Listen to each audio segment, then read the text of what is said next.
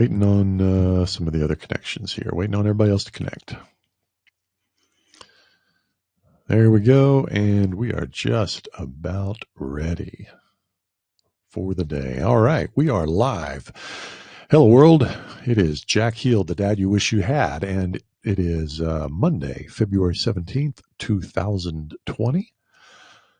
My mother's 80th birthday. My mom is in spectacular shape. The way she's going, I expect her to live to be 120, which means things look pretty good for me. I'm a man. I will probably live slightly less longer than that. So today we're going to talk about how to survive a toxic relationship. But before we dive into it, let us pause a moment and drink a toast to the preciousness of this moment.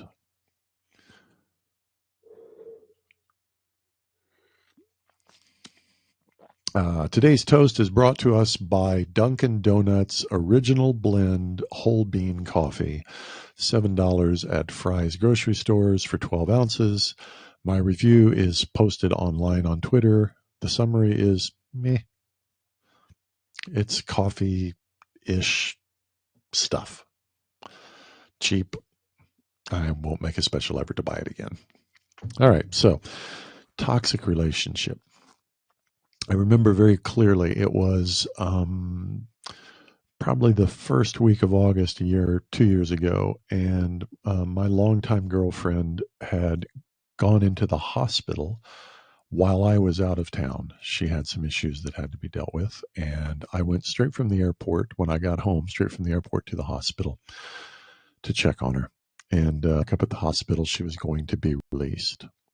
Now, the backstory prior to this is I had actually moved out 4 months earlier, but we hadn't officially broken up. I just felt the need to get some separation so I could think.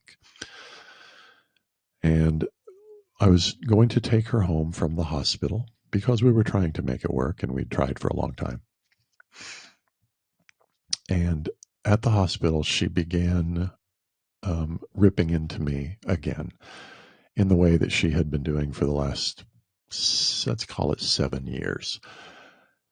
And that was the main reason I had moved out of the house 4 months earlier, was I had continued to deal with this behavior that was very destructive to me personally. And we talked about it and tried to make it better. And that day in the hospital, when she ripped into me again, I knew instantly, I knew at that moment, I will never put up with this again. And I told her I was not taking her home from the hospital. I left, and she agreed. I didn't need to take her home from the hospital. I left the hospital that day, and I wept on the way home because I knew the relationship that I'd worked so hard for a long time to save was definitely over. But I knew it needed to be over. It had been a toxic, destructive relationship for a long time. Now, a toxic relationship doesn't necessarily mean that there are toxic people in it. My ex-girlfriend is an extraordinary human being. And I think I'm pretty good, to tell you the truth. So individually, we were good. Together, we were poison to one another. So saying you're in a toxic relationship doesn't mean your partner is a toxic person. It means the relationship itself is toxic. So what do you do when you're in a toxic relationship? Well, the answer, before I give you the answer, I'm going to ask you a question. If you had been eating a particular meal for the last several years and you discovered that your body was allergic to the food you were feeding it, to the point that it was making you sicker and sicker, destroying your health, what would you do about that food? Would you try to fix the food? Would you try to eat less of it? Would you try to add more good food? Or would you just stop eating the food that was making your body sick? Of course, you would stop eating that food. You don't have to ingest poison. There's no rule that says you have to ingest poison. In the same way, if you're in a toxic relationship, there is one way to fix it. Get out of that relationship. That's the only way to fix it. Now, you're going to say to me, well, what about fixing the relationship? I mean, if you leave, you can't really make it better. No, you misunderstand me. If you're in a toxic relationship, it is exactly as if poison. You don't taper down the poison. You stop ingesting the poison, period.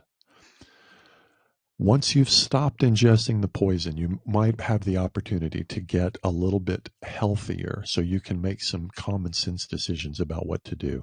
But if you're in a toxic relationship, you have to get out of it in order to make intelligent decisions. Maybe getting out of the relationship, ending the relationship, will allow you to turn around to your partner and say, okay, now that we are no longer in a relationship, maybe we can redefine our relationship. Maybe we can start over with a brand new relationship, but we can't go back to the old one. So it's really very simple. A toxic relationship has to be ended for the health of both people. I know that my ex-girlfriend is much better off now that we are not together, as am I. I'm grateful for the time we were together. I'm sad that we became toxic to one another, and I'm glad that we're apart. So, to summarize, how do you deal with a toxic relationship? What do you do if you're in one? Get out. I'm Jack Heald.